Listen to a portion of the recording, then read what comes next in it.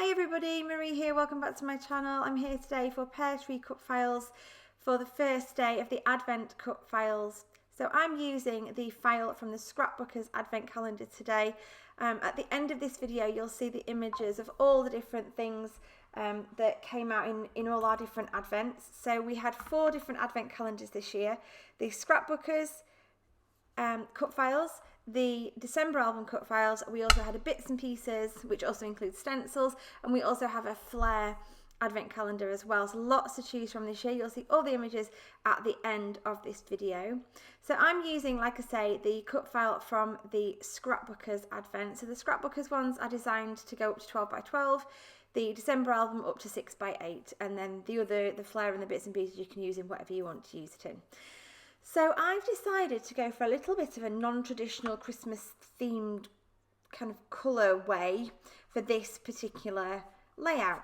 I had the photographs that you saw me show you at the beginning of the video, and they're last year, but they're of us visiting a couple of different places that had some beautiful decorations. One of them was Mother Shipston's cave, that was where we took Elliot to see Santa. And the other one was at Belton House, which had one of those walks that you can do through all and have like lots of light displays. So you do it at night time, and it's all very, very festive.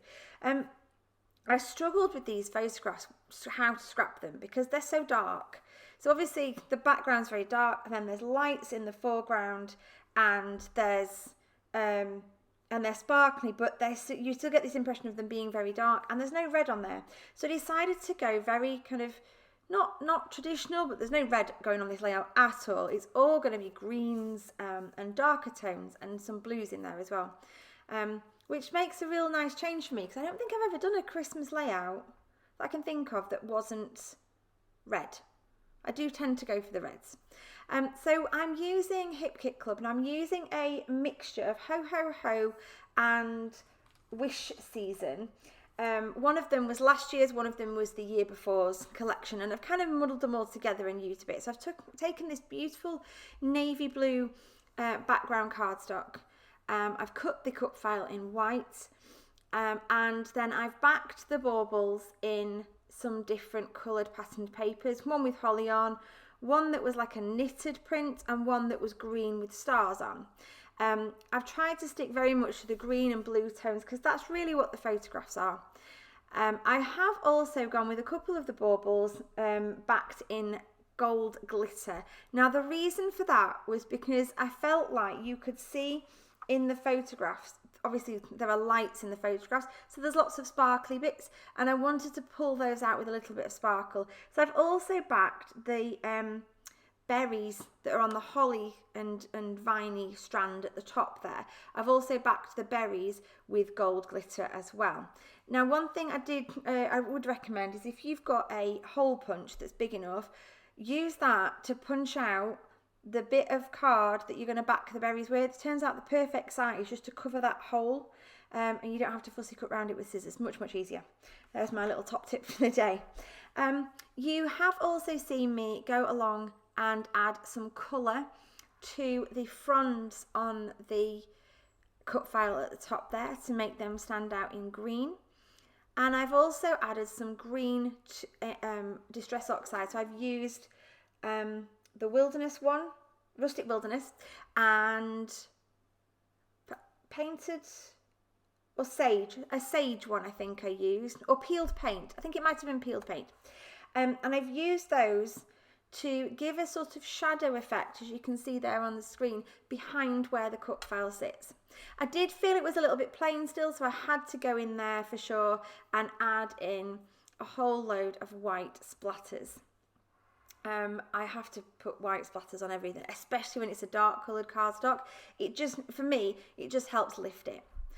So where we're up to right now is, this was not the original placement of the photographs. I was going to have them, this is like an upward arc, if you like, and I was going to have them in a downward arc.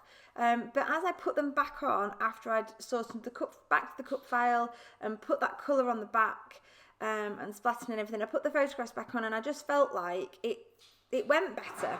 So much happy with that.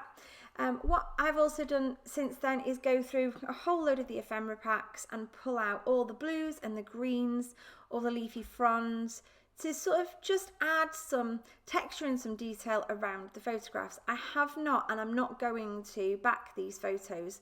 Quite often I will leave photographs unbacked, so it's a bit different to how it would be normally.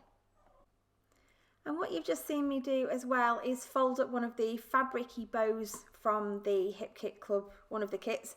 Apologies, I don't know which one it was. It's one of those two.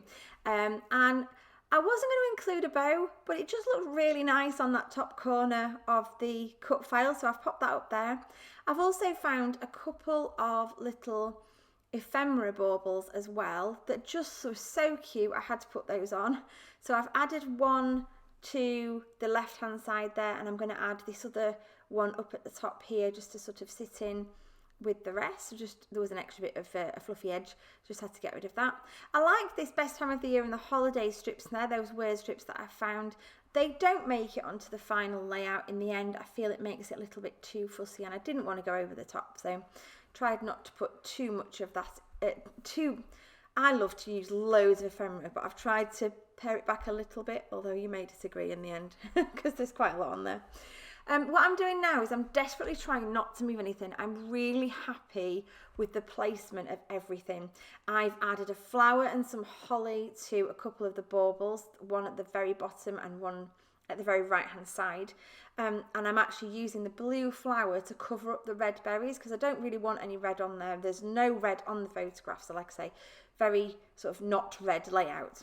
But I'm desperately trying to not move anything and stick little foam pads underneath everything where it sits. Now I managed that to a certain extent, and then it gets to the point where I do actually have to take everything off the page and stick it all back down again, and it ends up slightly, the photographs end up slightly lower than they started, but it's okay. It still looks balanced, it still looks absolutely fine. So I'm going to put some adhesive foam on the back of my photograph. I'm not going to put any on that middle photograph. So ordinarily I would take all three photographs off together, sort of stick the photos together and then add foam to the back of the whole lot. However, I have found a chipboard title that I really like that I want to use, and I want to overlap it onto that middle photograph, sorry. So if I prop that up on foam, it's going to make it very difficult for me to put the title on, so I'm not going to do that. So the middle photograph gets stuck straight down onto the page, and the two ones at either side are getting the foam on. I'm just adding double-sided sticky tape now to the back of that. I did put glue on the other one as well, just to make sure it stayed in place. And now I'm just going to add teeny tiny bits of glue to the ends of all the ephemera as I tuck them in down the side of these photographs. Again, I'm never going to get it back in exactly the same position, but I do know roughly where they went. So I'm just going to be very careful, tucking everything in.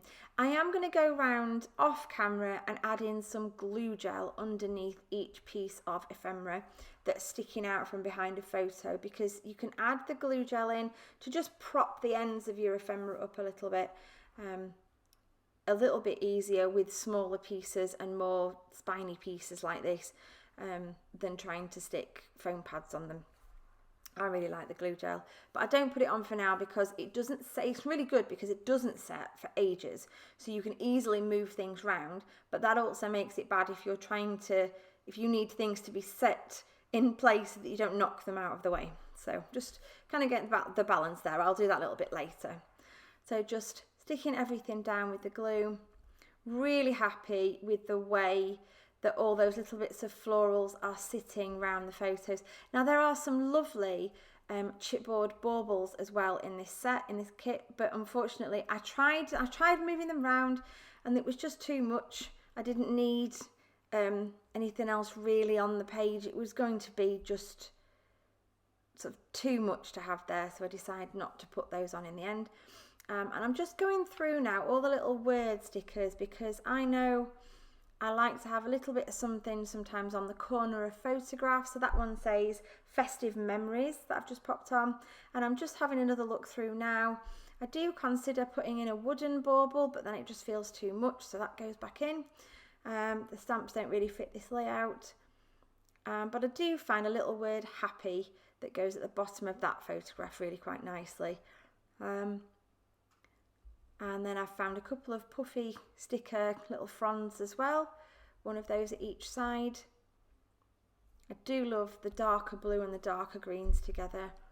I do love these little, I love that little word joy. I wanted to get that on there. I was desperate to try and fit that on there somewhere, but there is just nowhere it sits nicely and it's going to disappear, so I decided to leave it. I take those back off. I'm looking at it now and wondering whether I should put them back on again, but we'll see. I might do that later. But there you go. There is the end of the layout, and here are some close-ups for you. Thank you ever so much for watching. If you are interested in our advent calendars, just head to the description box below and you'll find all the links you need to purchase one. Thank you ever so much for watching, and I will see you again in the next video. Bye for now.